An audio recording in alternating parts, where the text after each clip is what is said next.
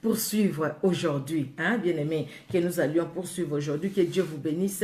J'ai vu les bien-aimés qui se sont ajoutés après, que Dieu vous bénisse. J'ai même cité certains noms, bien que je ne vous avais pas encore vu, mais je savais que vous seriez là. Vraiment que Dieu vous bénisse. Soyez bénis. Donc, nous parlons du renoncement. Les renoncements, pourquoi et pour qui? Pourquoi devons-nous renoncer et pour qui devons-nous renoncer, bien-aimés? Nous avons dit la semaine, les samedis passés, nous avions lu dans Luc 14, 25 à 33, où Jésus-Christ lui-même disait, c'est lui qui veut les suivre, qui renonce à soi-même, qui porte sa croix et les suive. Personne ne peut prétendre suivre Jésus-Christ sans renoncement.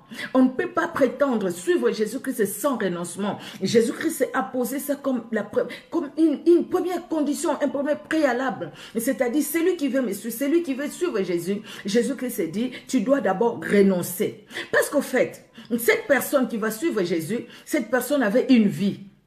Tous, avant de connaître Jésus-Christ, chacun avait une vie, chacune avait une vie.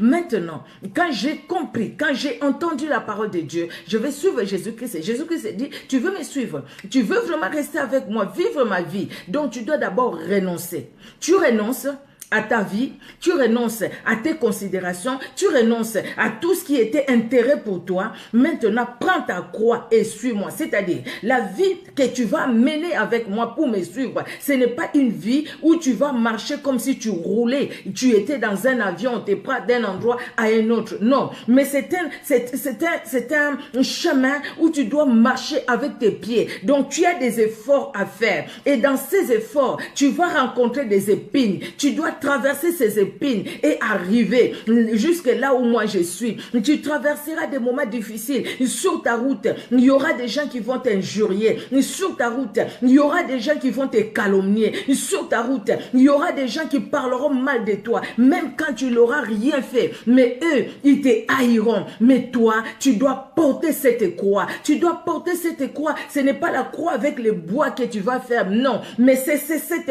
vie-là, des sacrifices que tu dois faire. Et puis, tu vas me suivre. Viens, suis-moi. Parce que tu as accepté. C'est quand il va poser la question au fils de Zébédée. Leur maman dit, voilà que mes fils, que voici, que l'un soit à ta gauche, l'autre à ta droite. Et ça, j'avais même pas préparé ça, mais c'est venu pendant que je parle. Jésus-Christ va dire, est-ce que vous êtes prêts à porter la croix que j'ai, à boire la coupe que je vais boire? Ils ont dit, oui, nous sommes prêts. Jésus-Christ les regarda et les aima. Jésus-Christ, la Bible nous dit, Jésus-Christ dit, oui, vous êtes prêts à porter, à boire la coupe que je vais boire. Mais ce qui concerne de rester à ma gauche ou à ma droite, ça ne dépend pas de moi. Ça dépend de mon Père. Jésus-Christ parle de lui-même. Vous voyez? Donc, parce que la croix de Jésus, acceptez de boire cette coupe, acceptez la souffrance, acceptez les épines, acceptez la vie avec Christ. C'est une belle vie, c'est une vie difficile aussi. La vie avec Christ, c'est une vie joyeuse, mais c'est une vie difficile parce qu'il faut les renoncements. S'il n'y a pas les renoncements, il n'y a pas la vie avec Jésus-Christ. On ne peut pas aller loin avec Jésus-Christ si au départ on ne renonce pas à l'ancienne vie qu'on avait bien aimée. Dans Matthieu 16, 21 à 24, nous avions lu ça la dernière fois. C'est pareil comme Marc 8, 31 à 34. On nous parle, Jésus-Christ nous parle toujours du renoncement. Alors, il dit que celui qui veut me suivre doit, si tu aimes ton père, ta mère et tout ça, tes frères, tes soeurs, plus que moi, tu n'es pas digne de mon royaume. Et c'est cela, c'est dire qu'il ne faut pas aimer son père et sa mère. Non, mais il ne faudrait pas que son père, sa mère, son mariage, ses enfants, son mari, sa femme, soit la priorité dans la vie. La priorité doit être Christ. Parce que c'est Christ qui nous donne ce que nous avons. Donc c'est lui qui doit être la priorité. La priorité, c'est lui. Et nous n'allons pas dire pour ça, je ne vais pas t'aider. L'argent que je voulais te donner, j'ai donné à l'église. Ça, c'est péché même contre la même parole. Bien-aimés, nous devons vivre cette vie avec Jésus-Christ, c'est-à-dire écouter le Saint-Esprit qui nous parle, bien-aimés. Si on n'écoute pas le Saint-Esprit, alors nous ne pouvons pas dire que nous vivons cette vie-là avec Jésus-Christ de Nazareth. Alléluia. Nous avons parlé, nous avons donné la définition faite pour les renoncements. Les renoncements, c'est le fait de renoncer. Renoncer à quoi? Renoncer à une chose qui était quelque chose qui coûtait pour moi, quelque chose qui était bien. La La couleur, ça m'a tiré. Mais maintenant, j'ai découvert quelqu'un. J'ai découvert quelqu'un qui me donne plus que la couleur que je vois moi. Mais avec cette personne-là, je peux voir la couleur noire. Mais derrière la couleur noire, c'est la vie. Je peux croire que rien ne va dans ma vie. Mais derrière ce que moi je vois, Pierre nous dit, si on doit compter les souffrances actuelles, ne sont pas comparées à la gloire qui nous attend. À la gloire qui nous attend. La souffrance actuelle n'est pas comparée à la gloire qui nous attend. Nous pouvons vivre la rose ici, voir, écoutez, je veux la facilité. Alors pour la facilité, il faut faire ci, il faut faire ça. Mais entre-temps, quand Jésus-Christ viendra, ça sera les pleurs et les grincements des dents. L'éternité l'a passé où, bien-aimé? Nous avons dit les renoncements, c'est l'action de renoncer à quelque chose, de cesser de rechercher c'est à quoi on tenait. Donc c'est se détacher. Quand on se détache de quelque chose, aïe aïe aïe, ça fait mal, n'est-ce pas?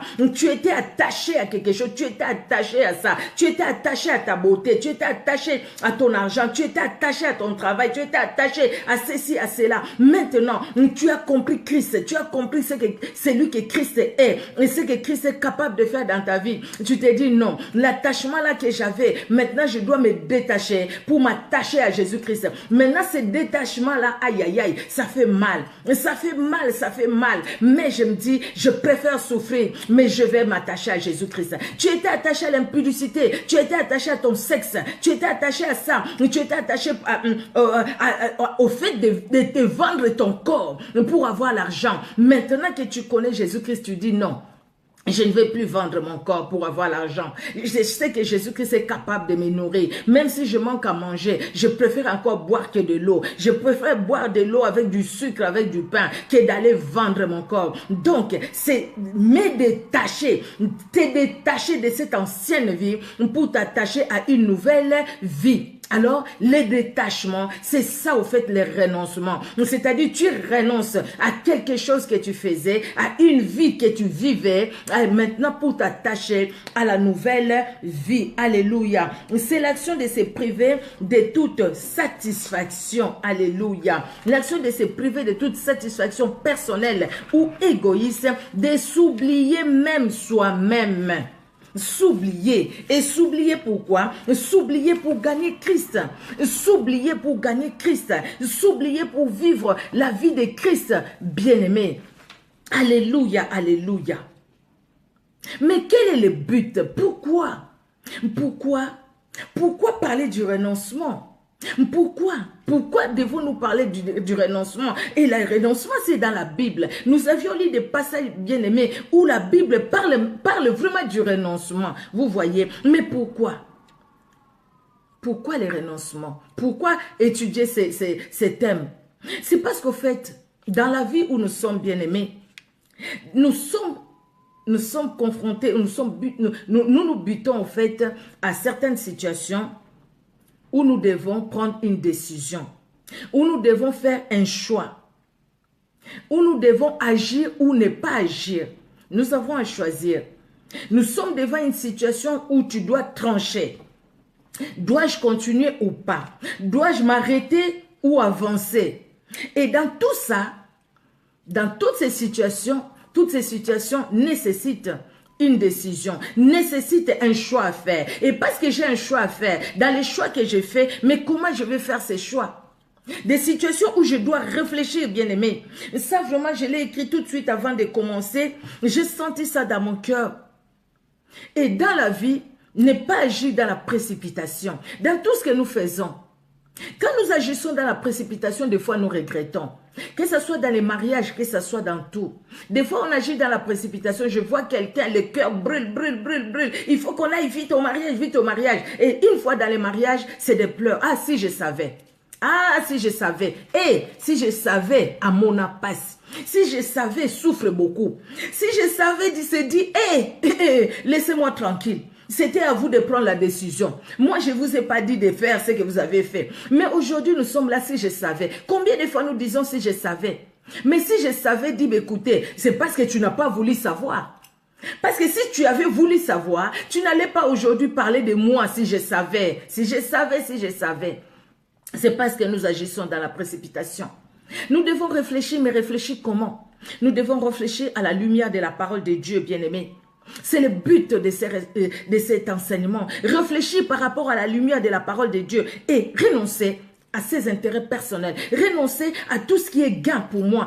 Paul l'a dit, nous allons voir ça dans un passage biblique, où Paul a dit, tout ce qui était des gains pour moi, je les regarde aujourd'hui comme pourriture pour gagner Christ. Bien-aimé, nous avons une décision à prendre. Nous réfléchissons à la lumière de la parole de Dieu et nous renonçons aux intérêts personnels. D'où la vie des renoncements. Nous avons parlé des renoncements. Nous avions dit ça. Les renoncements, c'est une vie des renoncements. Quand nous avons dit cette définition, action de se priver de toute satisfaction personnelle ou égoïste, de s'oublier soi-même. Donc, mener une vie de renoncement. C'est ça la vie des renoncements. Parce que devant n'importe quelle situation, devant n'importe quel choix à faire, je réfléchis.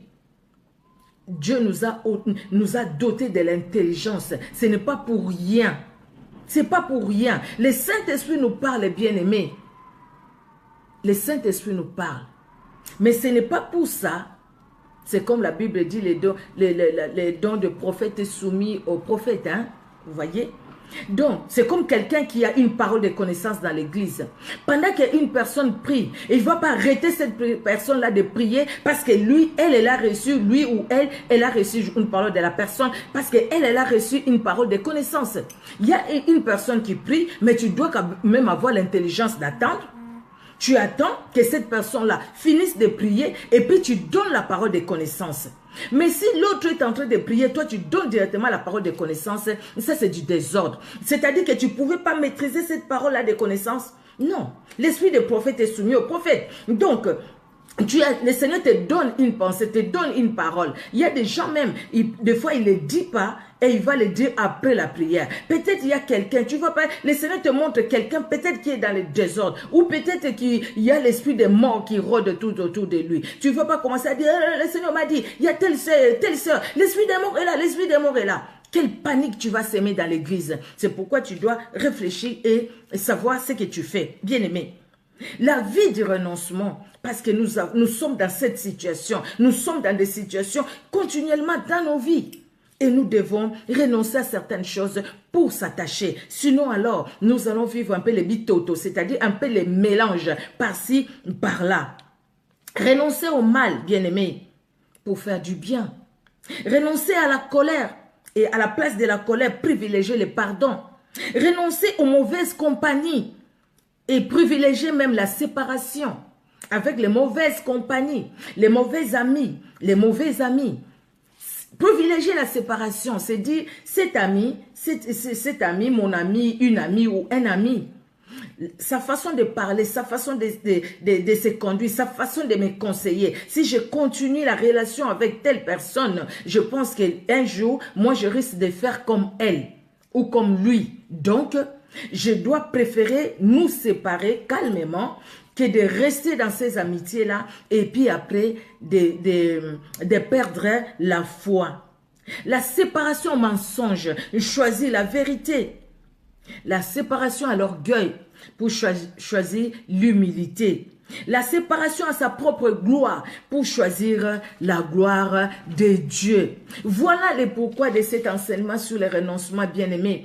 Parce qu'il y a un choix à faire. Dans la vie, il y a un choix à faire. Notre chaîne ne nous laissera pas vraiment aller comme ça, tout aimer Dieu, prier quand nous voulons, nous réveiller quand il commence à faire, il y a le vent là-bas, hein? Il y a le vent, vous le sentez même, ça souffle. Quand il fait... Se réveiller à 5 h du matin, 4 h du matin pour prier. Il fait froid, tu es sous la couette, tu es fatigué. Prendre la Bible et lire, écouter la parole de Dieu, obéir à la parole de Dieu. La chair ne nous laisse pas comme ça. Hein? Non, la chair ne nous laisse pas alors faire toutes ces choses-là. Elle nous combat, elle nous combat. Quand tu veux te réveiller, il te dit, oh, dors, tu es fatigué. Regarde un peu les programmes que tu as après. Dors. Quand tu veux lire la Bible, il te dit non, finis juste la série télé là. Dès que tu vas finir, tu vas aller dormir. Et puis après, non, tu vois l'autre là, tu n'as pas encore fini. Tu vois l'histoire, sinon tu ne la connaîtras pas. Et ça, c'est une lutte. Alors, il faut savoir dire non à ceux qui te poussent plus dans des choses charnelles pour dire oui à ce qui est spirituel, à ce qui glorifie Jésus-Christ. Donc, c'est ça les renoncements, les détachements de ce qui peut nous empêcher de vivre la vie de Christ bien-aimé. Nous avions dit, nous allons donner l'exemple de quelques personnes, en fait, de quelques cas de renoncement dans la Bible. Vous voyez dans Jean 10, verset 18 déjà, nous allons voir ce que Jésus-Christ dit. Nous avions lu ça hier dans la lecture, ceux qui suivent la lecture avec nous, la lecture biblique. Jean 10, le verset 18. La Bible nous dit, personne ne me l'ôte, Jésus-Christ qui parle, ma vie. Il dit, le Père m'aime parce que je donne ma vie afin de la reprendre. Ça, c'est le verset 17. Le verset 18, il est écrit, personne ne me l'ôte, donc la vie, mais je la donne de moi-même. J'ai le pouvoir de la donner et j'ai le pouvoir de la reprendre. Tel est l'ordre que j'ai reçu de mon Père. Jésus-Christ est l'exemple par excellence. Jésus-Christ s'est dépouillé lui-même. Il s'est dépouillé. Vous savez, Jésus-Christ en tant que Dieu, quand il est venu sur la terre, il n'avait rien perdu de sa divinité. Il a juste porté le corps, la chair humaine. Il a choisi de naître chez un charpentier. Et cette jeune femme, la servante de Dieu, que Dieu a utilisée pour porter la vie qu'elle a portée, mais la vie qui s'est formée. La vie qui s'est formée et la vie qui a grandi et la vie qui est sortie. Et cette vie-là, Jésus-Christ, qui devait donner la vie à toi et à moi, à nous, tels que nous sommes là aujourd'hui. Jésus-Christ et sa vie, il dit, je la donne moi-même. Personne ne me la ôte. Je la donne et je la reprends. Donc, il avait tout pouvoir. Même quand les gens le tapaient, quand les gens crachaient sur lui, quand les gens lui faisaient porter la couronne des épines, Jésus-Christ pouvait se venger. Il était capable. Même quand l'autre, l'un des brigands s'est moqué de lui. « Ah, et toi, tu as sauvé les autres, sauve-toi et sauve-nous aussi. » Jésus-Christ était capable. Quand on les clouait, les clous dans la main, les pieds et tout, la flèche dans les côtes et tout, Jésus-Christ, il pouvait. Il pouvait. Juste un geste que toutes ces personnes-là meurent, il pouvait. Demander même que le feu descende, ça pouvait, il pouvait. Mais Jésus-Christ ne l'a pas fait parce qu'il savait ce qu'il attendait. Il savait pourquoi il était venu. Il n'était pas venu pour montrer sa force. Il a guéri, il a délivré. Oui, les gens ont vu. Il a guéri, il a délivré, il a ressuscité. Merci Seigneur, les gens ont vu. Mais il n'était pas venu pour montrer que moi, j'ai la force que je peux faire. Bien qu'il en avait la force, mais il s'est humilié. Quelque part, Jésus-Christ a renoncé à sa divinité pour porter la chair humaine afin de te sauver, de me sauver.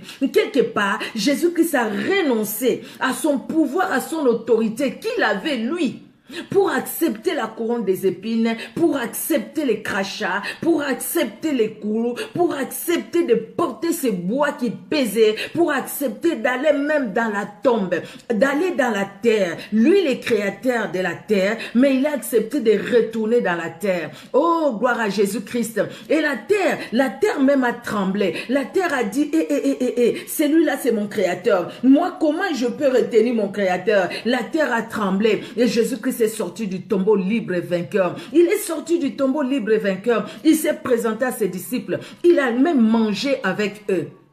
Il a mangé avec eux pour dire qu'il est Dieu. Il restera Dieu. Pour dire qu'il est toujours avec eux. Pour dire que Jésus-Christ n'est pas une force maintenant. Mais Jésus-Christ est une personne qui agit, une personne qui parle, une personne qui se déplace, une personne qui te connaît, qui me connaît, qui connaît tes problèmes, qui connaît mes problèmes. Mais pour arriver là, Jésus-Christ a dû faire un choix. Il a dû renoncer. Il a dû renoncer. Il a dû renoncer à son autorité, à son pouvoir, qu'il pouvait exercer à ce moment-là. Il avait tout en lui. Il pouvait l'exercer pour montrer. Si c'était toi et moi, nous les humains, tu sais que tu es fort. Vous savez ce qui se passe par exemple dans nos pays? Regarde, vous êtes au marché, tu as marché sur une dame sans faire exprès. Et cette dame-là se trouve, elle est la deuxième, quantième tiroir bureau d'un général au pays. Allez surtout au Congo. Cette femme-là, elle est la énième d'un général au pays. Toi, tu as marché sur lui, mais tu ne la connais pas. Tu ne la connais pas.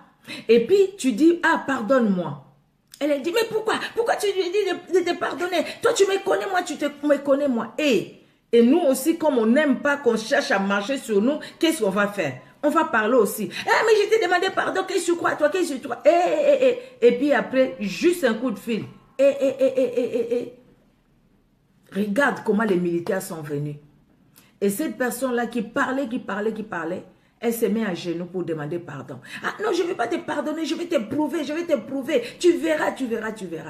Au final, la personne se retrouve en prison. Une fois, je vous ai dit, on a prié pour un de mes neveux. Tout simplement parce qu'il a eu des problèmes avec son voisin. Et ça se trouve que son voisin, un de ses enfants, est avocat. Surtout chez nous aujourd'hui, si dans la famille vous avez un avocat, mais c'est comme si vous aviez, je ne sais pas qui, quoi, dans la famille. Donc, il suffit d'un rien, même les enfants qui discutent, les enfants qui discutent. Moi, ma nièce, on est allé l'accuser parce que sa fille a disputé, sa fille de 5 ans, elle a disputé avec un autre enfant de 5 ans. Alors les autres, parce que dans la famille, il y a un avocat, ils sont allés porter plainte à la maman. Pourquoi? Parce que sa fille de 5 ans a injurié, vous avez entendu ça? Sa fille de 5 ans a injurié l'autre enfant de 5 ans de son âge. Et ma nièce a vu la convocation, il devait aller répondre pour sa fille qui a injurié l'autre fille de sa classe qui sont dans la famille, ils ont un avocat. Vous voyez, on cherche à se montrer, nous, on cherche à se montrer. Là, il n'y a pas les renoncements. Parce que ça, c'est le moi. Je dois te montrer. Tu dois voir. Tu verras. Tu vas souffrir. Tu verras. Même si la personne qui t'a rien fait, tout simplement parce que toi, tu es haut placé. Mais Jésus-Christ n'a pas regardé à ce qu'il était, à ce qu'il avait. Jésus-Christ a accepté que les hommes qu'il a créés lui, les hommes qu'il a créés lui les maltraitent, les hommes qu'il a créés lui crachent sur lui, les hommes qu'il a créés lui partagent même son vêtement, les hommes qu'il a créés lui puissent les clouer des clous et les mettre sur une croix. Et même se moquer de lui. Toi qui sauvais les autres, sauve-toi toi-même. Il n'était pas capable de descendre de cette croix. Il était capable. Il pouvait bien descendre de cette croix et tout le monde allait prendre fuite. Parce qu'au fait, même les clous ne pouvaient pas résister devant sa puissance. Il pouvait les faire. Mais il a choisi les dépouillements. Il a choisi les renoncements. Il a choisi de se dépouiller lui-même pour te sauver, pour me sauver. Moi, bien-aimé, et toi aussi, bien-aimé. Les renoncements, c'est vraiment important. Regardons ce que la Bible nous dit dans Philippiens 2, de 5 à 7. Philippiens chapitre 2. Alors, Philippiens chapitre 2, de 5 à 7. La Bible nous dit: ayez en vous les sentiments qui étaient en Jésus-Christ. C'est Paul qui parle aux Philippiens. Ayez en vous les sentiments qui étaient en Jésus-Christ, lesquels, existant en forme de Dieu, n'a point regardé comme une proie à arracher d'être égal avec Dieu, mais s'est dépouillé lui-même en prenant une forme de serviteur, en devenant semblable aux hommes et ayant paru comme un simple homme. Ça, c'est fort. Jésus-Christ, l'égal de Dieu, il est dit: Philippe, tu me demandes où est le Père, mais regarde-moi, Philippe, celui qui m'a vu a vu le Père. Et depuis que je suis avec vous, Philippe, depuis là, vous ne savez pas qui je suis. Donc moi et le Père, nous sommes un. Je suis le Père. Donc Jésus-Christ qui était dans le ventre de Marie, Jésus-Christ était Dieu. C'est pourquoi quand Marie est allée rendre visite à sa soeur, à sa cousine Élisabeth, dès que Marie est arrivée, l'enfant dans le ventre d'Élisabeth a tressailli de joie. Parce que Jean-Baptiste a tressailli de joie et il a été baptisé dans le Saint-Esprit. Donc celui que Marie a porté, ce n'était pas un enfant, un homme, mais c'était Dieu qui l'a porté. Celui qui était né, c'était pas un homme. Et Jésus-Christ aujourd'hui, ce n'est pas ce petit bébé qu'on va nous monter dans la crèche quelque part. Jésus-Christ, il est Dieu. On ne peut pas les mettre dans une crèche. On ne peut pas les mettre, les dessiner, faire comment on appelle ça, c'est que les enfants jouent avec les Barbie, tout ça, pas la popie, hein, les poupées. On ne peut pas mettre une poupée pour dire voilà Jésus et on va s'incliner là-bas. Voilà Jésus. Réfléchissons quand même, non? Dieu nous a donné l'intelligence. C'est des choses qu'il faut renoncer aussi. Dire, écoutez, qu'est-ce que je fais là? C'est des bêtises. Comment je peux me descendre? Je peux descendre très bas comme ça. Un grand Dieu, je dois le présenter par une poupée? Et je dois m'incliner devant cette poupée-là pour dire que c'est lui qui est Dieu. C'est lui, Jésus-Christ, qui est né. Jésus-Christ est né il y a longtemps. Jésus-Christ n'est pas né le 25 décembre. Bien aimé, c'est des fêtes. Écoute, moi, je ne vais pas rentrer là-bas. Écoutez, vous êtes libre, chacun est libre de fêter. Moi, je fête aussi Noël, hein. Chacun est libre. Mais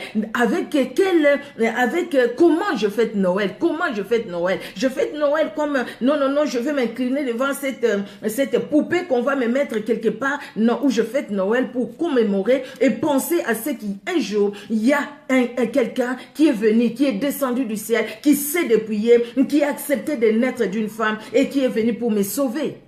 Vous voyez, bien aimé, Jésus-Christ s'est dépouillé. Et parce que Jésus-Christ s'est dépouillé, Dieu l'a souverainement élevé. Parce que Jésus-Christ s'est dépouillé, Dieu s'est révélé à lui puissamment. Parce que Jésus-Christ s'est dépouillé, bien aimé. Alléluia, alléluia. Quand nous regardons dans Éphésiens, c'est pas très loin, hein, c'est juste à côté. Éphésiens chapitre 1, les versets 21 à 22. Éphésiens 1, 21 à 22, la Bible nous dit, à partir du verset 20 même, « Il a déployé en Christ en le ressuscitant des morts et en les faisant asseoir à sa droite dans le lieu céleste, au-dessus de toute domination, de toute autorité, de toute puissance, de toute dignité et de tout nom qui se peut nommer non seulement dans les siècles présents, mais encore dans les siècles à venir. Il a tout soumis sous ses pieds et il a donné pour chef suprême à l'Église. » Alléluia. Il lui a donné un nom qui est au-dessus de tout autre nom. La Bible nous le dit. Pourquoi? Parce que Jésus-Christ a accepté de s'humilier. Il a accepté de s'humilier, bien-aimé. Le fait qu'il a accepté de s'humilier, Dieu l'a élevé. Nous voyons quelqu'un, une personne de même nature que toi, que moi. Paul, il a su s'humilier, cet homme. Il a su s'humilier. Regardez. Philippiens 3, verset 8. Nous sommes là, hein, nous avons nos Bibles ouvertes, nous ne les fermons pas, on est vraiment là au fait. Philippiens, Galates, Éphésiens. Alors, Philippiens chapitre 3, verset 8, la Bible nous dit, là, et même, je regarde toutes choses comme une perte à cause de l'excellence de la connaissance de Jésus-Christ, mon Seigneur, par lequel j'ai renoncé à tout, et je les regarde comme de la boue afin de gagner Christ. Donc, Paul est en train de parler aux Philippiens. Regardez-moi. Paul, j'ai renoncé même à ce qui était de gain pour moi. Parce que je renonce à ça. Pourquoi? Parce que moi, j'ai un objectif. L'objectif, c'est gagner Christ. Parce que si l'objectif, c'est gagner Christ, bien aimé, en dépit des faiblesses que nous avons dans notre chair, nous allons nous efforcer. En dépit de nos faiblesses, nous allons nous efforcer. Nous n'allons pas dire, écoutez, je suis faible, je reste dans mes faiblesses.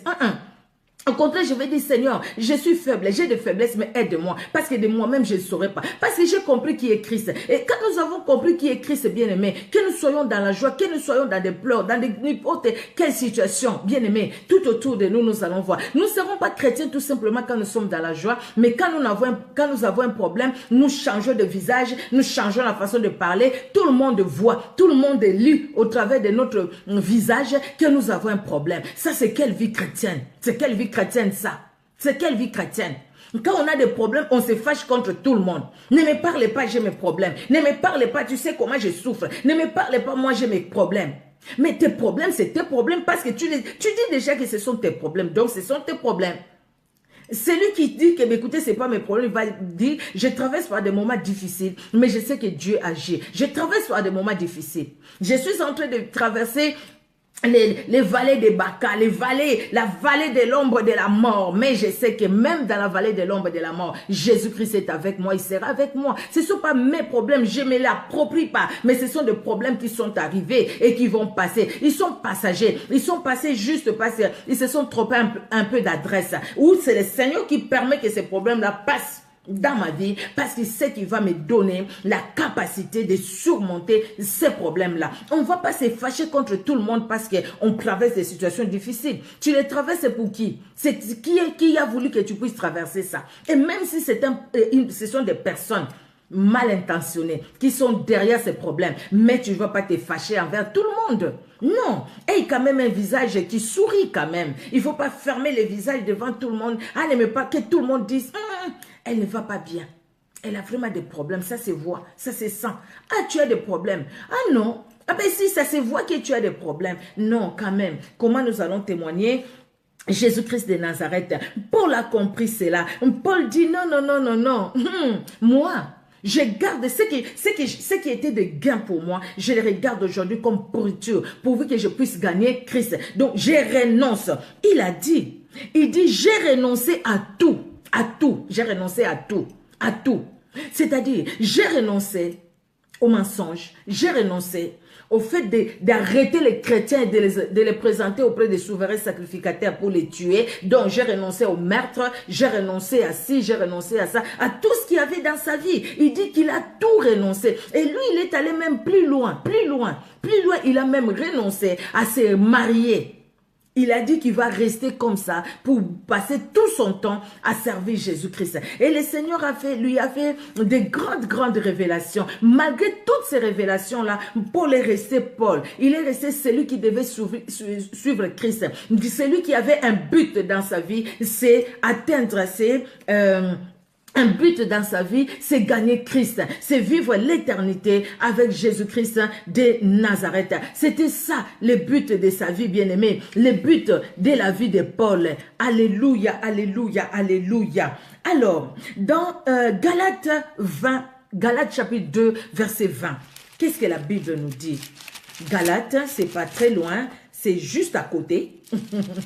Galates chapitre 2, verset 20, un verset que nous connaissons.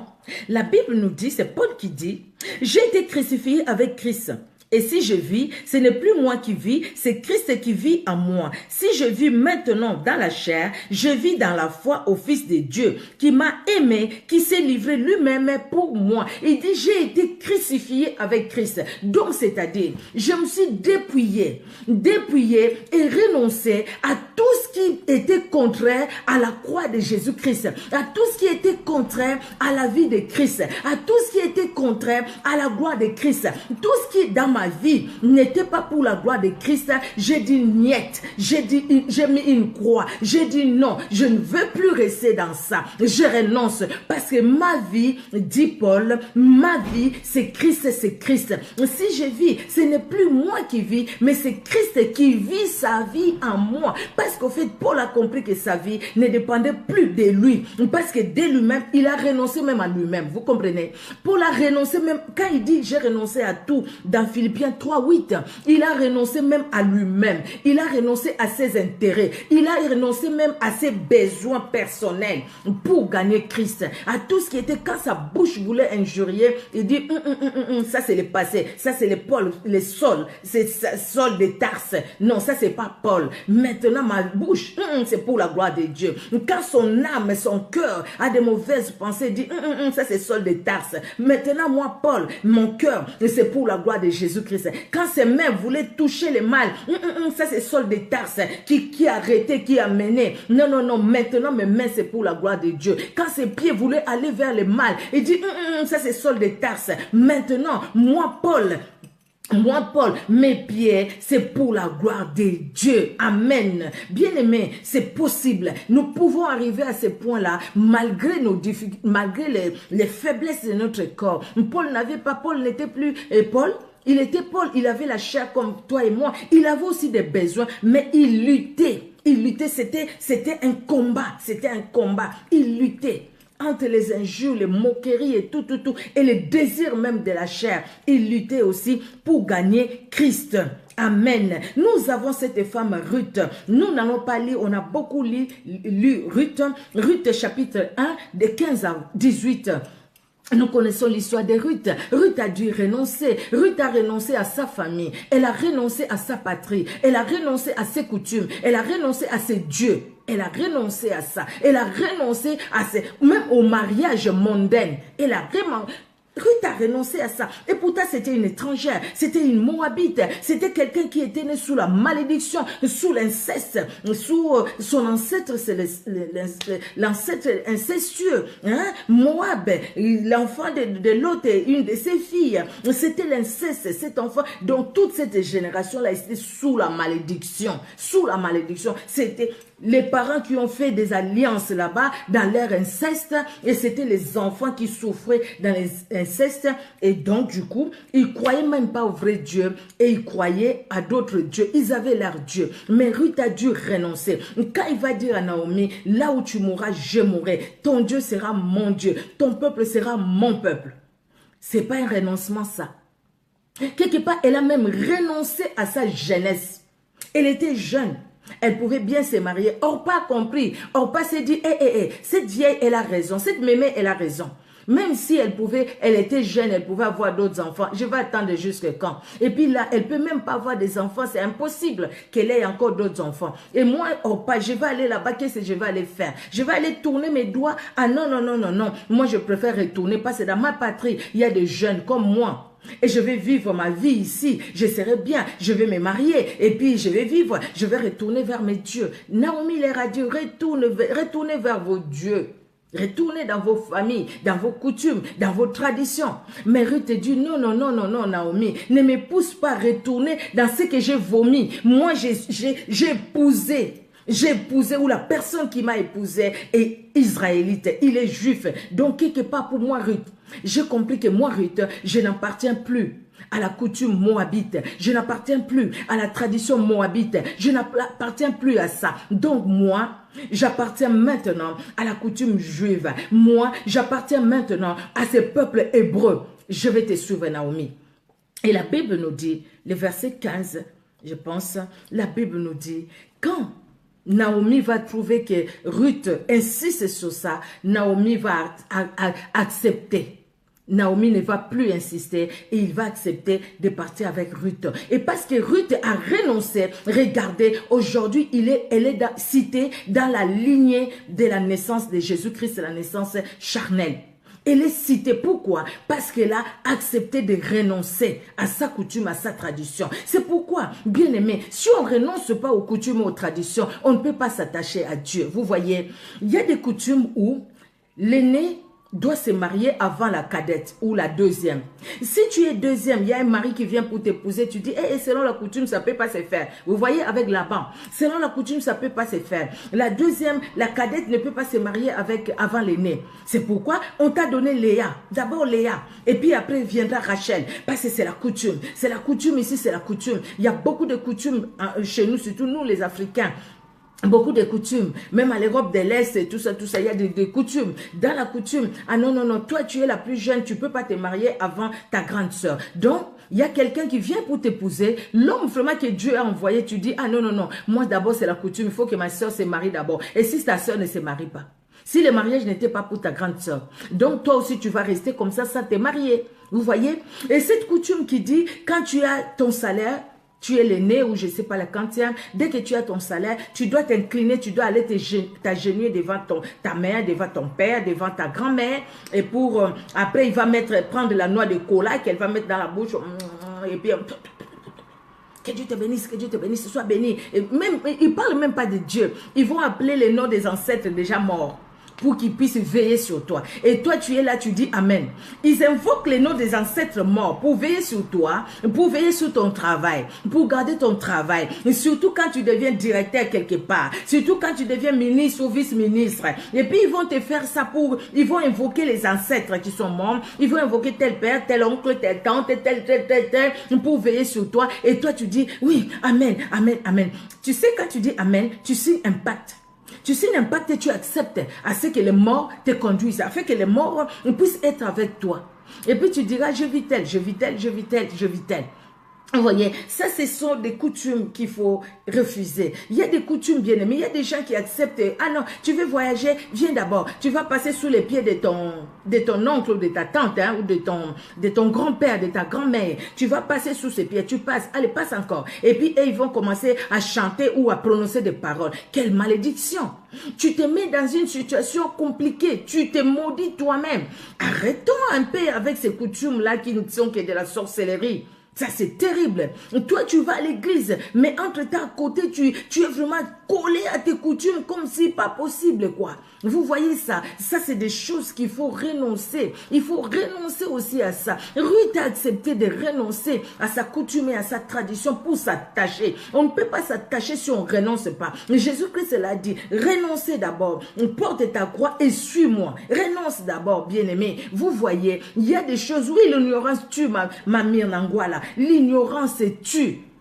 Il y a des choses qui te dit que pour réussir dans ta vie, il faut nécessairement que tu sortes à minuit pour que tu ailles derrière la maison, pour qu'on aille invoquer tel esprit, tel autre esprit, pour que quand tu vas aller chercher du travail, pour que tu trouves du travail, du n'importe quoi. Moi, j'ai vu quelque part ici en Europe, j'ai vu ça, c'est la vérité, ma soeur. C'est vrai, on en a parlé. Écoutez, ça peut aider quelqu'un. Vous voyez, je suis allée chez une des sœurs qui a accouché, les jours elle sortait de la maternité, oui les jours elle sortait de la maternité, je suis allée, c'était une fête, merci Seigneur, c'est bon, hein? Il y a l'enfant qui est né, et puis à un moment, je vois une mamie qui était là, qui rentre dans la chambre de l'enfant, qui prend en fait de la noix de cola, beaucoup de choses et tout ça, et puis elle commençait à, pas sur l'enfant, mais tout autour du lit de l'enfant, et puis elle parlait dans leur langue, moi je ne comprenais pas, elle parlait, moi j'étais là, et puis la mamie n'est même pas de sa famille, ils sont juste du même pays. Et sa propre mère était là, son propre père était là. Et ils ont dit que c'est normal parce qu'elle, elle était elle est mamie, elle est plus âgée, donc c'est elle qui devait le faire. Alors je lui ai posé la question, mais pourquoi elle fait ça sur ta fille? Comment tu peux accepter les coutumes comme ça pendant que toi tu es une chrétienne? Elle m'a dit non, maman Micheline, ça ne fera rien. C'est pour que l'enfant grandisse bien, pour que l'enfant soit forte et tout ça, tout ça. C'est pourquoi on les fait chez nous, on les fait. Donc chez eux, au pays, chez eux, il dit chez nous, on les fait. On les fait chez nous, donc quand un enfant naît, on doit les faire pour que l'ennemi, pour que les forces des ténèbres, pour que les sorciers ne puissent pas toucher l'enfant. Je lui ai dit, bah, écoute, tu sais, pour que les sorciers ne touchent pas l'enfant, moi j'ai cru au fait que vous m'avez invité pour que je puisse prier pour l'enfant. Maintenant, comment on va faire le mélange au fait entre la prière que moi je vais faire et la coutume qu'elle est en train de faire? Bon, je pense que je ne vais pas prier comme elle a fait la coutume. Bon, on laisse la coutume. Parce que moi, je ne vois pas comment je vais faire les mélanges. Je ne vois pas. Je ne vois pas parce que moi, vous m'avez appelé pour prier. Et quand je vois la coutume, je pense que bon, s'il faut prier pour l'enfant, ça sera une autre fois. Mais pour aujourd'hui, non. Et je pense que là, tu es en train de livrer ta fille. Je lui ai dit comme ça. Ah non, non, non, maman Micheline. Ah non, non, non, non, non, non, non. Mais avant de partir, j'ai prié juste pour les parents. J'ai prié pour les parents. Et puis c'est fini. Après quelques temps, quand je vis cet enfant-là, je lui ai dit, mais qu'est-ce qui se passe? Qu'est-ce qui se passe? L'enfant est né en Europe, l'enfant a tout. Qu'est-ce qui se passe avec cet enfant? Et puis elle me dit, ah non, il y a des problèmes de santé, tout ça, tout ça, tout ça. Je lui ai dit, tu vois, il y a certaines choses qu'il ne faut plus faire. Parce que si on ne connaît pas, c'est autre chose. Mais si on connaît et qu'on les fait en plus, c'est terrible. Parce que tout simplement, le fait qu'on soit attaché à la coutume, non, il faut arrêter de s'attacher comme ça à la coutume. Il faut arrêter ça. Il faut arrêter ça. Vous voyez, il faut arrêter. Ah non, quand tu as accouché, il faut nécessairement qu'il y ait telle personne qui vienne à la maison pour t'aider. Telle personne peut venir à la maison de t'aider, mais ce n'est pas nécessairement. Pas nécessairement. Tu peux le faire aussi toi-même. Pas nécessairement. Vous voyez, pourquoi il peut t'aider, venir t'aider, puis repartir. Il ne va pas rester chez toi là-bas, rester, ah non, non, non. Et puis après, voilà, la personne, il y a des choses, hein. Et puis la personne qui pleure après. Vous voyez, les serviteurs de Dieu, servants de Dieu que nous sommes, c'est vrai, nous écoutons beaucoup, mais c'est sincèrement, si certaines choses, on les dit, ce n'est pas pour critiquer quoi que ce soit, mais c'est pour dire qu'il y a un renoncement à faire. On ne peut pas avancer dans l'œuvre de Dieu si on n'a pas renoncé à ces choses. Suivons l'exemple de Ruth. Ruth a renoncé et elle s'est attachée. Et le Seigneur c'est vraiment révélé dans sa vie, bien-aimé. Il faut renoncer. Il y a beaucoup de choses, bien-aimé, beaucoup de choses. Les mariages, ah oui, les mariages, il faut nécessairement... Vous ne vous posez même pas la question. Pourquoi la famille de la femme doit donner une chèvre et la famille de la femme qui donne une chèvre et des poules? Pourquoi tout simplement la chèvre et la poule? Pourquoi pas autre chose? Pourquoi pas un bœuf? Un bœuf? Hein? Un bœuf? Pourquoi pas? Pourquoi pas tout simplement la chèvre et la poule? Ah non, tu vas avoir beaucoup d'enfants comme la poule pond beaucoup d'œufs. Toi aussi, tu vas pondre beaucoup d'œufs. Donc, tu auras beaucoup d'enfants. C'est pourquoi on donne la poule. Mais derrière la poule, là, nous savons ce qui s'est fait. Il y a certaines choses, il faut vraiment que nous qui comprenons les choses, que nous puissions les arrêter. Nous devons renoncer à ces choses-là, bien-aimés. Nous avons l'exemple de ces jeunes garçons, Shadrach, Meshach, Abednego, Azaria, Mishaël et Anania. Ces jeunes garçons, dans Daniel 3, de 16 à 18, ces 3 jeunes garçons, ils ont dû renoncer, même à la poste, ils étaient bien considérés, ils étaient même gouverneurs des grandes villes à Babylone, mais maintenant désobéir au roi, ils savaient bien qu'ils pouvaient même mourir, ils ont même renoncé à leur vie et accepté d'obéir à leur Dieu, au lieu d'obéir au roi, ils ont refusé d'obéir à l'idolâtrie pour obéir à Dieu. Bien aimé, s'ils n'avaient pas renoncé à l'idolâtrie, ils ne seraient pas passés par la fournaise ardente. Aujourd'hui, on ne parlerait même plus de... On ne parlait même pas de la fournaise ardente. Mais c'est parce qu'ils ont accepté de renoncer. Renoncer à eux-mêmes. Renoncer même au poste qu'ils occupaient. Renoncer même à leur propre vie. À leur propre vie. Parce que les gens qui sont allés pour les jeter, ils sont morts, non? Et aussi pouvaient mourir. Mais Dieu les a honorés parce qu'ils ont accepté de renoncer à leur propre vie. Dieu les a honorés. L'exemple de Daniel, pareil, Daniel 6, de 6 à 29, nous pouvons lire ça. Daniel 6, nous n'allons pas lire maintenant, on a beaucoup parlé de ça. Daniel, pareil, Daniel a renoncé à sa vie et même au poste. Il occupait un grand poste. Il pouvait bien perdre ces grands postes-là. Il pouvait les perdre, mais Daniel a dit tant pis pour les postes, tant pis pour ma vie. S'il faut mourir, que les lions me mangent, qu'ils me mangent, mais je ne veux pas trahir mon Dieu. Je ne veux pas trahir mon Dieu au profit de l'idolâtrie. Il n'a pas commis l'idolâtrie, il a renoncé à sa vie, il a renoncé même à son poste pour glorifier Dieu.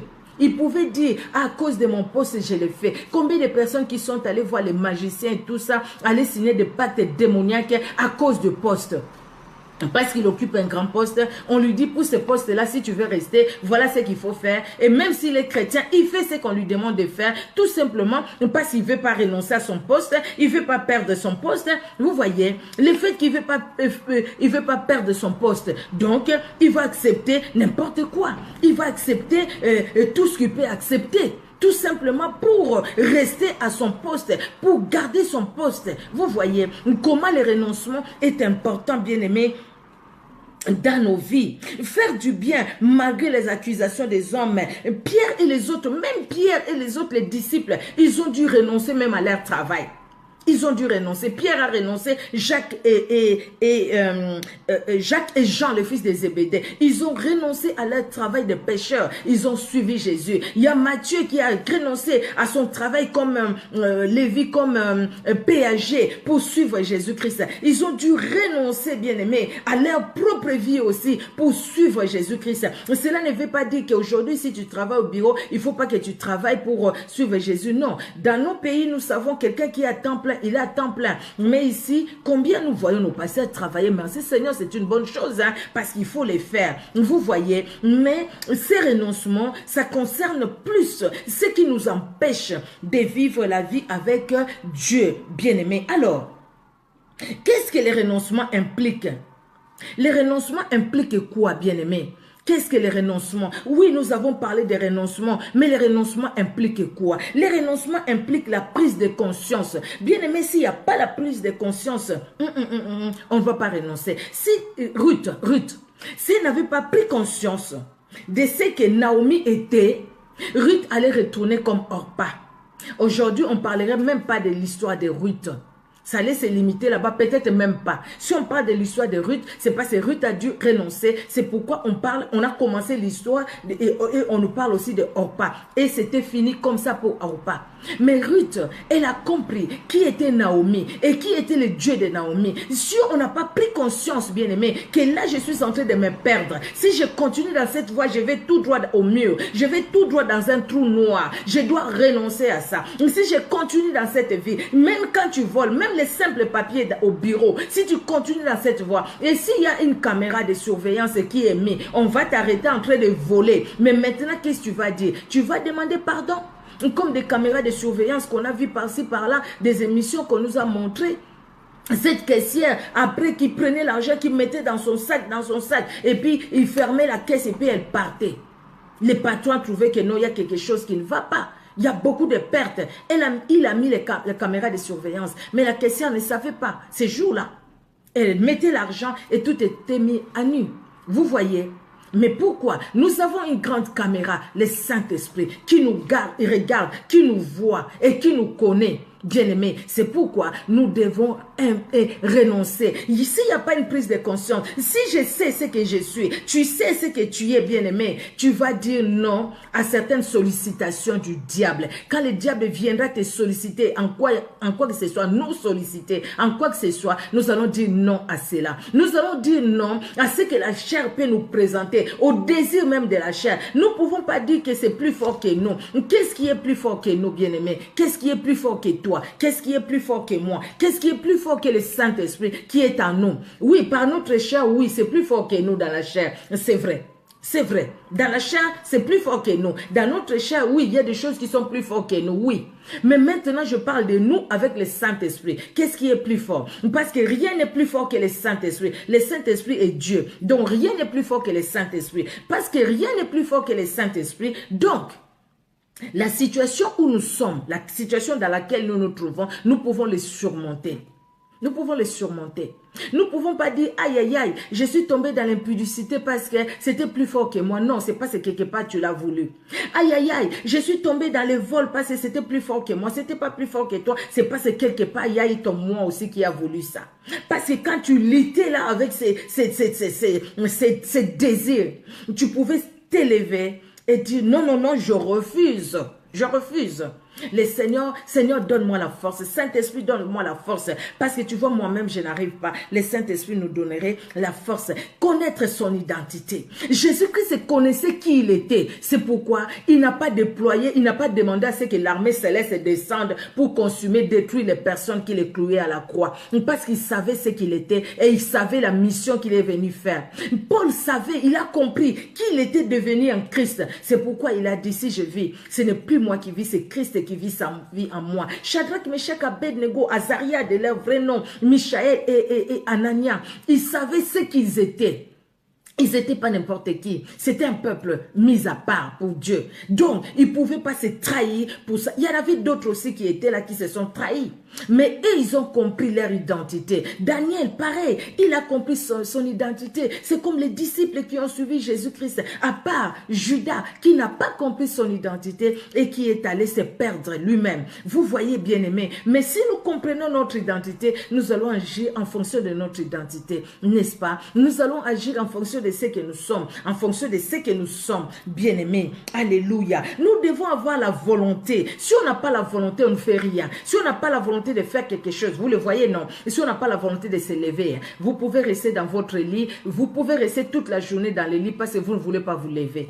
Je n'ai rien à faire aujourd'hui, c'est dimanche. Ah, aller à l'église, non, moi je suis fatiguée. Je ne vais pas aller à l'église. En tout cas, je ne vais pas aller. Je ne vais pas aller. Comme tu ne veux pas aller, ben, tu vas rester là. Si tu dis, je vais aller, mais j'ai la flemme, j'ai la flemme. Ça, c'est le langage des jeunes, hein. J'ai la flemme, j'ai la flemme. J'ai la flemme pour me lever, j'ai la flemme pour manger, j'ai la flemme pour me laver, j'ai la flemme pour ceci, j'ai la flemme pour cela. Ah, j'ai la flemme, j'arrive pas, j'arrive pas, j'arrive pas. Mais tu n'arriveras pas. Tu ne vas pas te réveiller. Bien sûr, bien-aimé. C'est ce qui s'est fait aussi sur le plan spirituel. Quand tu n'as pas la volonté d'arrêter le mal que tu fais, d'arrêter les mensonges, d'arrêter la cupidité, d'arrêter toutes les choses mauvaises, d'arrêter d'utiliser tes yeux pour la séduction, d'utiliser ta bouche pour la séduction. Il y a des gens qui ont la séduction plus. qui vont à l'église, mais ils ont la séduction. Aïe, aïe, aïe, pas possible. Mais si tu n'as pas la volonté, tu as pris conscience de ce que tu es, tu as pris conscience des choses qui t'entourent et qui peuvent t'empêcher de vivre la vie avec Jésus-Christ. Maintenant, tu dois avoir la volonté de renoncer à ces choses-là, de dire non. Là où on n'a pas la force, de combattre avec les forces des ténèbres, nous avons besoin de Jésus-Christ. On n'a pas la force de combattre avec les désirs de la chair. Nous avons besoin de Jésus-Christ pour que le Saint-Esprit nous aide, bien-aimés, à pouvoir combattre. Nous devons, quand nous avons la volonté, maintenant, c'est le dépouillement. Il faut se dépouiller. Dépouiller de quoi? Se dépouiller de toutes ces choses-là qui m'empêchaient de vivre la vie de Dieu. Si je sais que moi, pour mentir, c'est pas un problème. Les mensonges, ça vient, ça coule. Donc maintenant, je me dépouille de ces mensonges. Je prie pour ça, je me dépouille de ces mensonges. Pour savoir que tu es dépouillé du mensonge, tu dois te retrouver devant une situation qui te pousse à mentir. Quand tu ne vas pas mentir dans cette situation-là, tu dis merci Seigneur, parce que vraiment je me suis dépouillé du mensonge. Il y a la volonté que nous devons faire et il y a l'aide du Saint-Esprit. Le Saint-Esprit peut bien bon nous aider, mais si nous-mêmes nous ne prenons pas la décision aussi d'abandonner, rien ne se fera. Parce que le problème c'est nous. Le problème c'est nous. Le Saint-Esprit nous donne la force, mais c'est nous. Et nous allons dire Seigneur, ôte tout ce qui peut m'empêcher tout ce qui peut m'amener au mensonge. Ôte toutes ces circonstances. Non, c'est pas une bonne prière. Parce que comment je saurais que je ne mentirai plus? Il faut que je me retrouve devant ces circonstances-là pour voir que non, là où je mentais, maintenant je ne mens plus. Je dois me retrouver devant une situation où quelqu'un me fait du mal pour savoir que maintenant, je ne suis plus rancunière. Maintenant, je peux pardonner à une personne qui m'a fait du mal. Me retrouver devant une situation qui me permettra de voir que moi, même si je suis seule, quelque part seule, moi, je ne veux plus commettre l'impudicité, je ne veux plus commettre l'adultère, même si je manque ou si j'ai beaucoup. Même quand je me trouverai devant quelqu'un qui a beaucoup d'argent, devant quelqu'un qui a vraiment la séduction. Il y a des gens qui fouillent la séduction. Hein. Il est devant quelqu'un, il voit sa façon de parler et dit arrête avec ta séduction là. Arrête, ça c'est la séduction. Je refuse ça, arrête ça. Pourquoi tu fais des choses comme ça? Oui. Oui. Il y a des gens comme ça. Il dit non, pardon. Je t'ai amené, ce n'est pas pour venir me séduire. Tu peux descendre. Je suis désolé. Mais là, c'est la séduction que tu exerces là. Non, parce qu'il y a certaines façons de parler, non.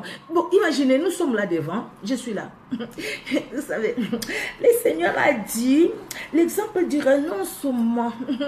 Je ne sais même pas le faire, vous voyez. Mais il y a des gens, quand ils le font, tu te dis, mais celui-là, qu'est-ce qu'il fait? J'ai regardé une vidéo sur YouTube. J'ai regardé quelqu'un qui parlait. Et on l'appelle pasteur ou prophétesse. On l'appelle prophétesse. Alors j'ai dit, c'est une prophétesse qui parle pour mon pays, je vais écouter. Alors dès que j'ai regardé, j'ai mis ça. Alors la façon de parler, je vous assure, la façon de parler, j'ai dit non, c'est pas vrai. Une prophétesse de Dieu, vraiment ça. Je ne sais pas, je vais voir les commentaires. Alors, quand je suis allée dans les commentaires, j'ai arrêté, je ne pouvais pas suivre. J'ai dit, je vais voir les commentaires. Quand j'ai regardé les commentaires, j'ai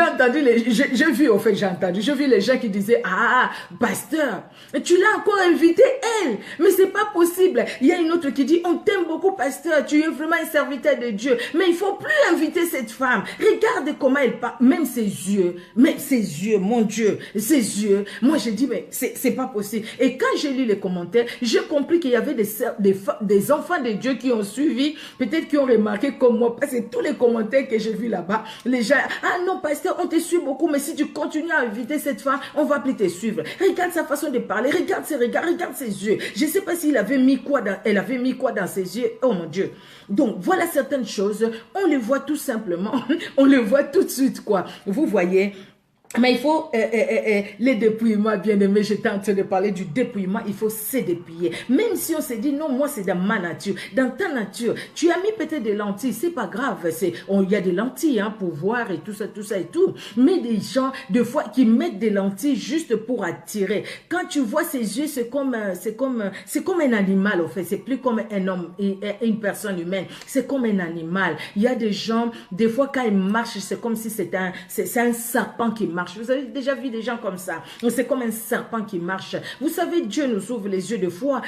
Tu vois certaines choses, tu dis, mon Dieu, garde-moi, protège-moi, Seigneur Jésus-Christ, protège-moi, Seigneur Dieu de gloire. Les dépouillements, c'est important. Il faut se dépouiller des mauvaises choses là-bas. Si ce sont tes yeux, tu ne vas pas arracher ces yeux-là, mais discipline tes yeux. Discipline tes yeux. Si c'est ta bouche, discipline ta bouche. Tes oreilles, discipline tes oreilles. Tu dois te dépouiller de tout ce qui t'empêche de vivre la gloire de Dieu. La prise de décision, c'est très important. C'est très important la prise de décision pour abandonner et pour s'attacher. Renoncer à certaines alliances, bien-aimés. Renoncer à certaines alliances. Vous savez que ce soit pour les fiançailles, que ce soit pour les affaires. Les fiançailles, c'est pas les mariages. Les mariages, c'est les mariages. Vous avez une alliance, vous avez une alliance. Voilà. Vous avez fait une alliance avec quelqu'un. Mais les fiançailles, c'est pas les mariages. Les fiançailles, ça peut s'arrêter, ça peut se rompre. Pendant les fiançailles, le Seigneur te montre. Le Seigneur la montre, le Seigneur te montre. Le Seigneur vous montre que non, là, vous deux, si vous allez ensemble, c'est fini. C'est pas possible. Vous n'êtes même pas encore mariés. Je vous dis quelque chose de vrai. Nous écoutons des gens. Nous écoutons. Quelqu'un qui te dit, il y a telle personne qui veut m'épouser. Je vous dis, ce que je vous dis là, c'est pas une histoire que j'invente, mais c'est quelque chose de vrai. Telle personne qui veut m'épouser, mais cette personne-là, la personne envoie à la sœur, son fiancé qui a plein d'argent, qui lui envoie des vidéos des hommes entre hommes. Vous comprenez, hein? Les hommes qui vont avec les hommes. Il lui envoie ces vidéos-là et il lui envoie des vidéos où les hommes vont avec les animaux. Alors moi, je lui ai dit, qu'est-ce que tu penses alors toi? Tu penses vraiment que c'est quelqu'un que Dieu a choisi pour toi, qui t'amène dans la souillée? Dieu ne peut pas te donner quelque chose mauvais. Il t'amène dans la souillée. Comment est-ce que tu peux suivre quelqu'un comme ça? Après, tu es libre. C'est toi qui vois. Et puis après, il y a un enfant aujourd'hui. Ils ne se sont pas mariés. Après, il me dira, non, on ne va pas se marier parce que non. Il m'amène dans des choses. Mais entre-temps, depuis longtemps, le Seigneur te disait, il y a déjà un enfant. Et qu'est-ce que vous allez faire pour l'enfant? Non, l'enfant est là. Et puis. Ben écoutez, chacun fait ce qu'il fait. Nous, on fait que conseiller. Comme nous aussi, on nous conseille. Si quelqu'un veut suivre, si moi aussi je vais suivre, je suis. Si je ne veux pas, donc ce n'est pas la personne qui est là. Pendant les fiançailles, le Seigneur vous montre que ces fiançailles, ce n'est pas, donc ces mariages-là n'est pas pour moi. Mais on s'est dit, non, il a l'argent. Non, sa famille, elle a l'argent. Je reste là. Le Seigneur va la changer. Le Seigneur va les changer. Ah oui, le Seigneur va les changer. Le Seigneur te montre déjà qu'il y a des choses qui ne vont pas. S'il faut s'arrêter, il faut s'arrêter.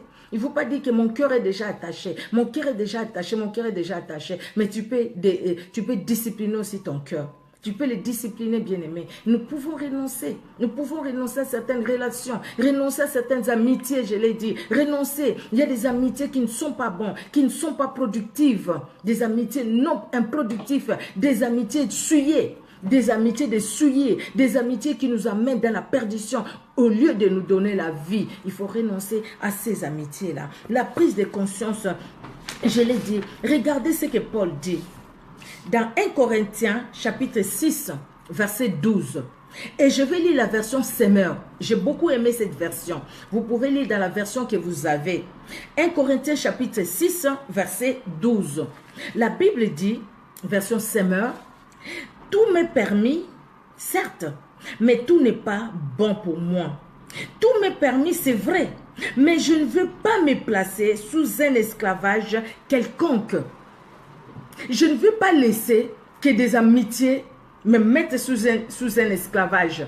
Je ne peux pas laisser que les travail me mette sous un esclavage. Je ne peux pas laisser qu'une partie de mon corps me laisse sous un esclavage. Une partie de ton corps peut te laisser sous un esclavage, bien-aimé. J'ai suivi une courte vidéo. C'était une émission sur les mariages. Alors, il y avait des gens, ils n'ont pas mis des gens comme ça, ils ont fait en forme de dessin animé, mais c'est une émission réelle qui se passe. Alors, il y avait des gens qui parlaient pour leur couple, les problèmes de leur couple. Alors, l'un qui parle, l'autre qui répond et tout ça. Alors, il y a un là qui parle au fait, quelque chose, il dit, parce que ma femme ne veut pas, si, alors moi maintenant, je me suis, le monsieur disait, au fait, je me suis plongé, frère tel, il a donné les noms, je pense que c'est pas le vrai nom, hein, juste pour parler au fait de ces problèmes-là, qui est un problème sérieux. Alors il dit, voilà, lui, le fait que sa femme ne joue pas son rôle, lui, il s'est plongé dans la masturbation, il s'est plongé dans les films pornographiques, il s'est plongé dans les, comment on appelle ça, les mariages au téléphone ou les trucs au téléphone, hein. Il s'est plongé dans ça. Alors, la personne qui modérait, il a dit, merci vraiment parce que vous n'avez pas eu honte de dire vos problèmes. Et puis après, il a conseillé vraiment avec la parole de Dieu, pour les hommes et pour les femmes. Vous savez, les dire comme ça, oui, on les dit, mais on n'est pas obligé de tomber aussi bas parce que l'autre de ses côtés ne joue pas son rôle comme il devait jouer.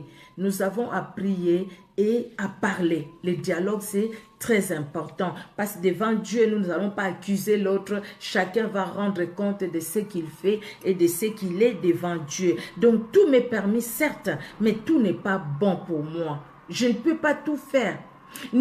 Combien de fois nous entendons les gens dire « Montre-moi dans la Bible » où c'est écrit dans la Bible, où c'est interdit dans la Bible. L'autre fois, j'ai entendu Malik qui disait, mon frère, qui dit la musique n'est pas interdite. C'est vrai ce qu'il a dit. La musique n'est pas interdite, mais j'ai la musique A, j'ai la musique B. La musique A chante cette femme qui a été trahie par un autre, un monsieur qui a laissé, qui est sorti avec sa fille, qui a fait. Cette musique-là, je l'écoute. Mais qu'est-ce que ça porte dans ma vie spirituelle, moi qui suis chrétienne? Je regarde. De l'autre côté, il y a la musique B.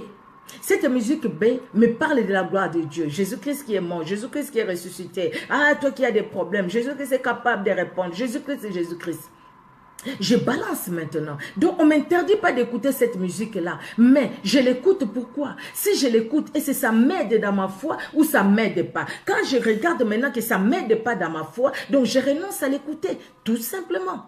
Je renonce à l'écouter. La musique où quelqu'un dit qu'il a donné son âme au diable. Est-ce que toi, tu vas chanter cette musique-là? Non, il faut renoncer. Tout simplement. Beaucoup de gens aujourd'hui, des excuses. Ah, montre-moi où c'est écrit dans la Bible. Montre-moi où c'est écrit dans la Bible. Oui, vous savez, la Bible dit, tout m'est permis, certes, mais tout n'est pas bon pour moi. Tout m'est permis. Mais c'est vrai. Mais je ne veux pas me placer sous un esclavage quelconque. Non, je ne veux pas me placer sous un esclavage quelconque. Tu veux divorcer? Divorce, parce que c'est toi qui le veux. La Bible n'interdit pas le divorce. Vous allez dire, ah non, Moïse a dit, il faut donner la lettre de divorce. Bon, suis ce que Moïse a dit. Il faut donner la lettre de divorce. Jésus-Christ, quand il est venu, il a accompli cette parole. Il a dit, si Moïse l'a dit, c'est à cause de dureté de votre cœur. C'est parce que ton cœur est dur aussi. C'est pourquoi tu t'es appuyé là-bas. À cause de ton impudicité, à cause de ton adultère, à cause de ton envie. C'est parce que tu as vu une femme qui est plus jeune, qui est ceci, qui est cela. Tout simplement. C'est pourquoi tu as des excuses. Mais tout m'est permis, tout n'est pas utile. 1 Corinthiens chapitre 10, verset 23, la Bible nous dit, toujours la version Semeur, la Bible dit, oui, tout m'est permis, mais tout n'est pas bon pour nous. Tout m'est permis, mais tout n'aide pas à grandir dans la foi. Tout n'aide pas à grandir dans la foi. C'est pourquoi nous devons faire un choix. Prendre la décision, voir ce qui va m'aider à grandir dans la foi. Je reste avec toi, avec ça. Je continue avec ça. Mais ce qui ne va pas m'aider à grandir dans ma foi, je renonce à ça. Je me détache de ça. Si c'est un ami, je me détache de cet ami. On reste bien, mais je ne veux plus continuer à passer du temps avec lui. Je ne veux plus continuer à passer du temps avec elle. Parce que si on se rencontre, ce n'est que des bêtises dans sa bouche. Je lui ai parlé de Dieu, je parlais. Je trouve qu'il est resté dans sa position. Alors, parce que les ténèbres et la lumière ne peuvent pas cohabiter, alors moi, je refuse aussi de cohabiter avec cette personne-là. Je refuse de me mélanger avec cette personne-là. Je refuse cette relation avec cette personne-là bien-aimée. Alléluia, alléluia. Alors, les derniers points, nous allons finir là. Quelles sont les conséquences quand on a renoncé maintenant. Quand on renonce, Jean 8, 36 nous dit, si donc le Fils vous a franchi, vous serez réellement libre. Si le Fils de l'homme, le Fils de Dieu, Jésus-Christ vous a franchi, vous serez réellement libre. Donc, vous commencez une nouvelle vie, une vie de liberté, n'est-ce pas bien-aimé? Donc, les conséquences du renoncement, c'est la vie nouvelle. Quand nous renonçons, nous commençons une nouvelle vie avec Jésus-Christ. Cette vie qui est une vie de sacrifice, certes. Cette vie qui est une vie de renoncement, certes. Cette vie qui est une vie de quitter la mort pour la vie. Voilà, c'est ça la vie. La vie avec Jésus-Christ. Si le Fils de l'homme vous a franchi, vous serez réellement libre. Donc renoncer, c'est accepter d'être affranchi par Jésus-Christ. C'est accepter de suivre ce que Jésus-Christ veut que nous puissions faire. C'est accepter de souffrir de foi et de dire, écoutez, ça, j'aimais ça beaucoup. Mais non, non, mais je reste attaché à Jésus-Christ. C'est accepter que les autres disent aux soldats qui gênent. Tu ne vis plus comme les jeunes de ton âge. Tu ne vis plus comme les papas, les mamans de cette génération. Que les autres te le disent. Mais que toi, tu dises, écoutez, que les gens le disent. Mais moi, je vais suivre Jésus-Christ. Parce que tu ne t'habilles pas. Maman que tu es à ton âge que tu as. Mais quand tu t'habilles, mon Dieu, quel habillement! C'est renoncer, c'est dire, écoutez, non, à mon âge quand même si tu avais 20 ans, 30 ans, tu ne vas pas laisser tout ton corps dehors, tu ne vas pas changer, prendre des pilules pour changer telle chose, changer la nature telle que Dieu l'a créée. Non, bien-aimé, alléluia, Jésus-Christ est bon, il est merveilleux. 2 Corinthiens 5, 17 nous dit, 2 Corinthiens 5, 17 nous dit, si quelqu'un est en Christ, il est devenu une nouvelle créature. Les choses anciennes sont passées, voici toutes choses sont devenues nouvelles.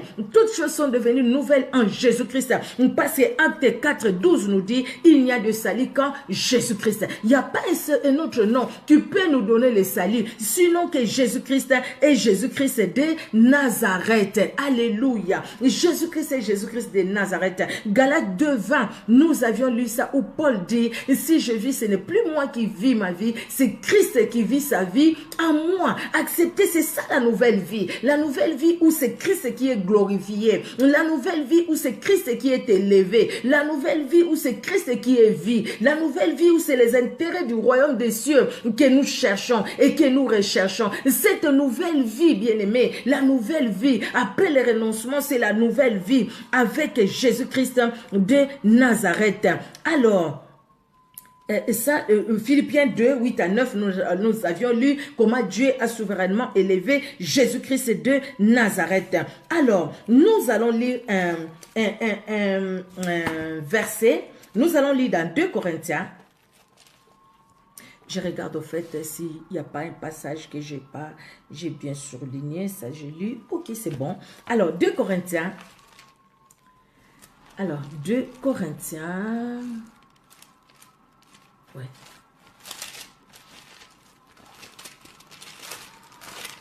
« 2 Corinthiens, chapitre 12. 2 Corinthiens. Chapitre 12. Et le verset 7 au verset 9. La Bible nous dit, je commence plutôt par le verset 6, hein, c'est Paul qui parle aux Corinthiens. Si je voulais me glorifier, je ne serais pas un insensé, car je dirais la vérité. Il parle de lui, je connais un homme qui a été ravi au 3e ciel, je ne sais si c'est dans son corps ou qui fut élevé au paradis. On peut même lire à partir du verset 1 pour comprendre. 2 Corinthiens chapitre 12. Il faut me glorifier, cela n'est pas bon. J'en viendrai néanmoins à des visions et à des révélations du Seigneur. Je connais un homme en Christ qui fut il y a 14 ans ravi jusqu'au 3e ciel. Si ce fut dans son corps, je ne sais. Si ce fut hors de son corps, je ne sais. Dieu le sait. Et je sais que cet homme, si ce fut dans son corps ou dans son ou sans son corps, je ne sais, Dieu le sait, fut enlevé dans le paradis et qu'il a entendu des paroles ineffables qu'il n'est pas permis à un homme d'exprimer. Je me glorifierai d'un tel homme, mais de moi-même, je ne me glorifierai pas, sinon de mes infirmités. Si je voulais me glorifier, je ne serais pas un insensé, car je dirais la vérité. Mais je m'en abstiens, en fait que personne n'ait à mon sujet une opinion supérieure à ce qu'il voit à moi et qu'à ce qu'il entend de moi. Alors le verset 7, Et pour que je ne sois pas enflé d'orgueil à cause de l'excellence de ces révélations, il m'a été mis une écharde dans la chair, un ange de Satan pour me souffleter et m'empêcher de m'enorgueillir. 3 fois j'ai prié le Seigneur de l'éloigner de moi et il m'a dit, ma grâce te suffit car ma puissance s'accomplit dans la faiblesse et je me glorifierai donc bien plus volontiers de mes faiblesses afin que la puissance de Christ repose en moi. Paul a eu de grandes révélations. Il dit même qu'un homme ne peut, des paroles, et qu'il a entendu des paroles ineffables qu'il n'est pas permis à un homme d'exprimer. Dieu s'est révélé tellement à Paul. Et si Paul devait voir les révélations que Dieu lui a fait, Paul pouvait aujourd'hui avoir une église, je ne sais pas de combien de personnes. Paul pouvait dire, moi Paul, vous ne me connaissez pas. Moi j'ai été ravi au 3e ciel. Moi je vis, moi je vis, moi je vis, moi je vis. Mais Dieu dit non. Pour ne pas m'enorgueillir, Paul dit, Dieu a permis une écharde dans ma chair. Paul a vu toutes ces grandes révélations, mais Paul c'était quelqu'un humble. Quelqu'un humble, parce qu'il a renoncé même à ses privilèges que Dieu lui avait donnés de lui montrer des grandes révélations. Paul était humble. Vous voyez, bien-aimés, les renoncements, pourquoi c'est important? Parce que si Paul n'avait pas renoncé à toutes les grandes choses que Dieu lui a montrées, ou à la place où Dieu l'a mis, Paul pouvait dire, moi Paul, ne blaguez pas avec moi. Comme les autres, ils ont dit, dans cette ville, on ne veut pas te recevoir. On invoque le feu pour que ça les consume. Ils vont savoir. Ils verront ce qu'ils verront. On va invoquer le feu pour les détruire. Ils verront ce qu'ils verront. Mais non. Vous voyez, Paul, il a été humble. Quand il dit, si je vis, ce n'est plus moi qui vis, c'est Christ qui vit sa vie en moi. Ce n'est pas parce que Christ est venu habiter dans la vie de Paul et que Paul continuait sa vie de péché et Christ vivait sa vie dans Paul. Non, c'est parce que quelque part Paul a accepté de renoncer à soi-même, de renoncer à ses intérêts pour les intérêts de Christ. Et Christ a trouvé un terrain facile, perméable. Christ a trouvé un endroit bien pour bien grandir, pour bien agir par Paul.